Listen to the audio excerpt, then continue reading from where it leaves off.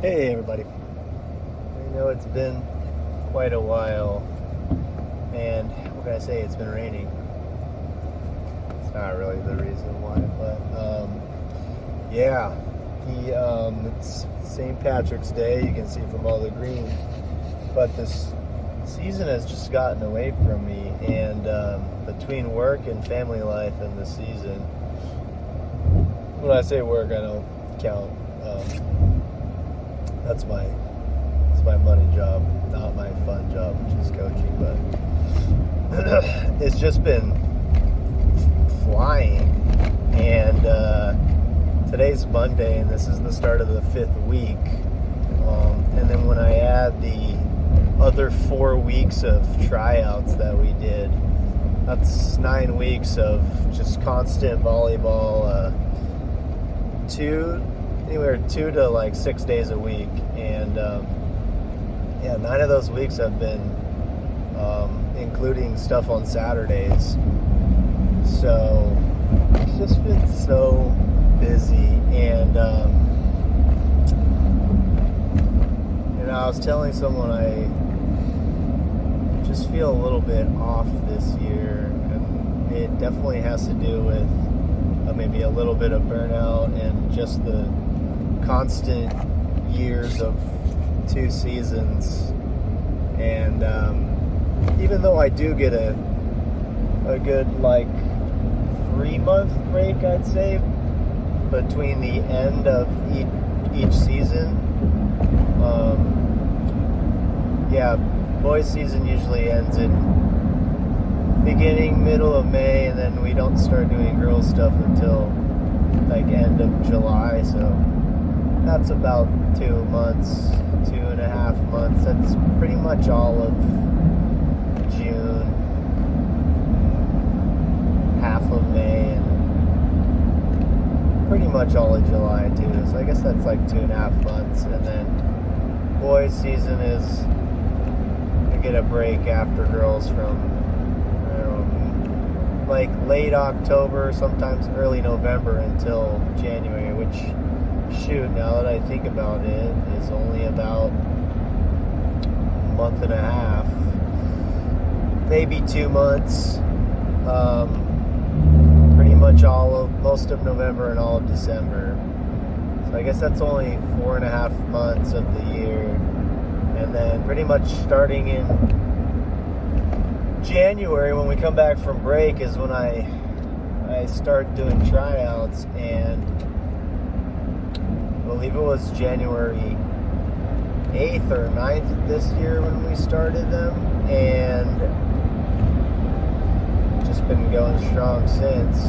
We did about 4 weeks of practice and tryouts in the morning before school, and then we rushed into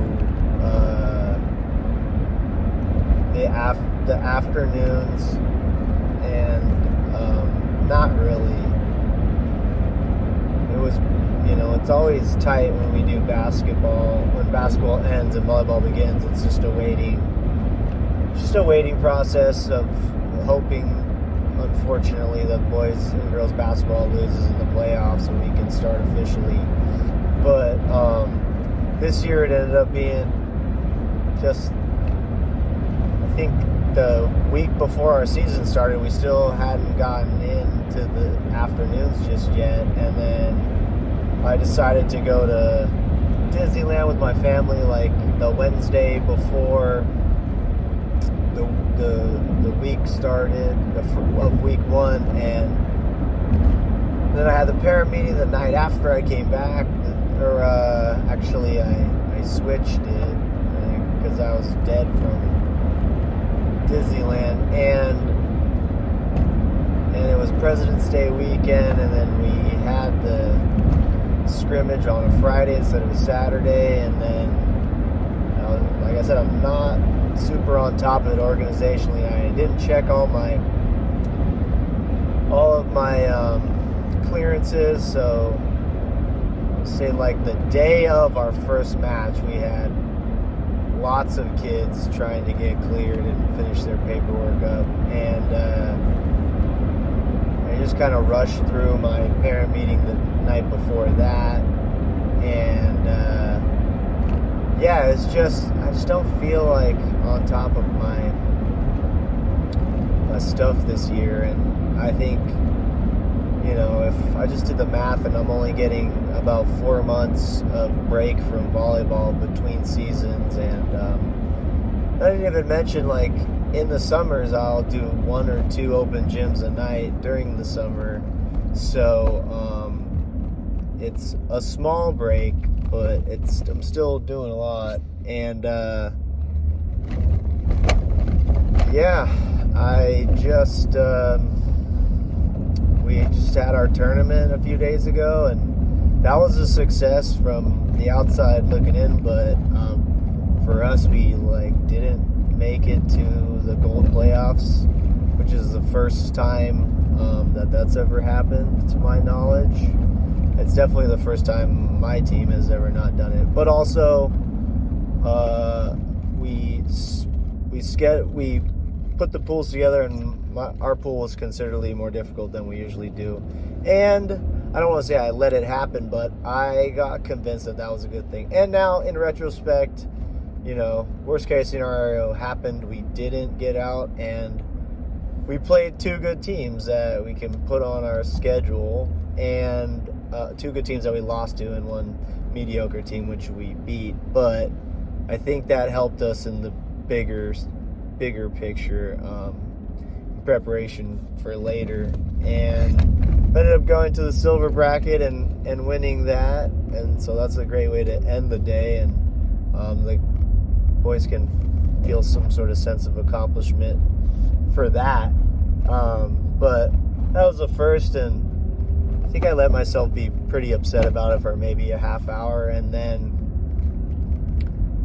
I just had to tell myself, like, this is not the end of the world, and it's not about how we do, even though I'm probably the one that's most concerned about that, but it's more about, you know, putting on a successful tournament and being able to fundraise a few dollars for next year in preparation to do this all again. And at this point, the amount it costs to rent the gym and pay for referees and do the snack bar and all that, it's, you know, we're not making as much as we once used to, but it's important, like nostalgia wise, to keep something like this tradition going. And is fun too. It's a lot of work, and I'm not even doing all the work on the day of.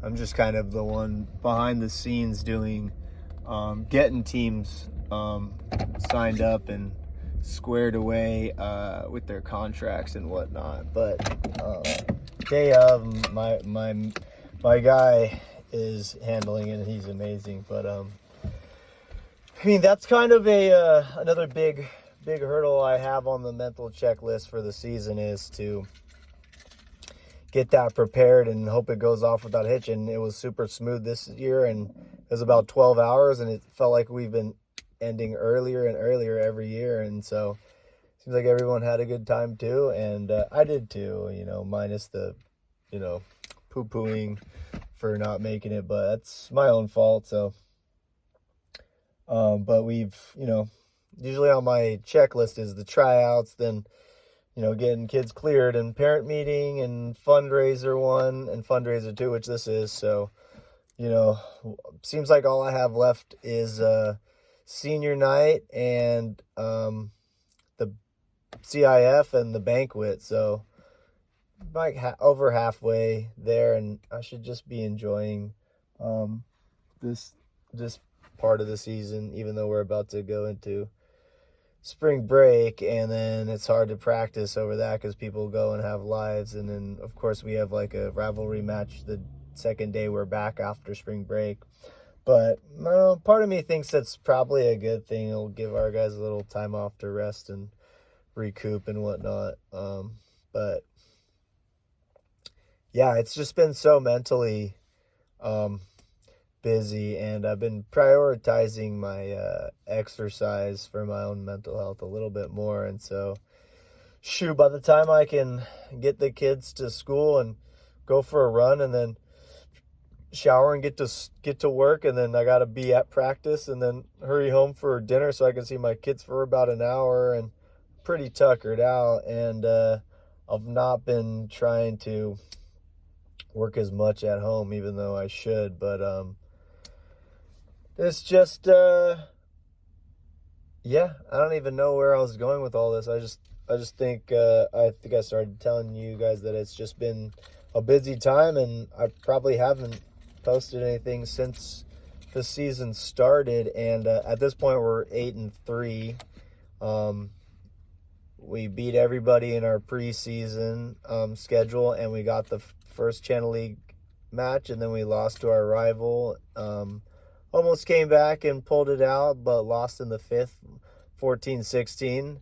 And it was on the road, and it was against a team that's younger than us, experience-wise and age-wise. And it was against, my one of my former assistant coaches had left to go to his alma mater and take the reins, and he had a good week because they beat us, and then they ended up winning our tournament. So as much as I keep kind of telling myself like it's kind of a bad week for us, I can also realize that what a great opportunity and what a great week for him, and that he's been doing it a long time as a player and a coach, and as a leader and as a parent. And I strive to be a better leader. I know I'm not great at that aspect yet, and you can only get better if you try. And sometimes I feel like I wish and I wonder and I hope, but what actions am I actually taking to get better at? And oftentimes it's none, just relying on experience over everything else. And I think I just need to try something new or something more, or add to something, or just get more organized and have better preparedness, because I'm lacking in that too, as always. Anyways, need to go see my wifey. Bye.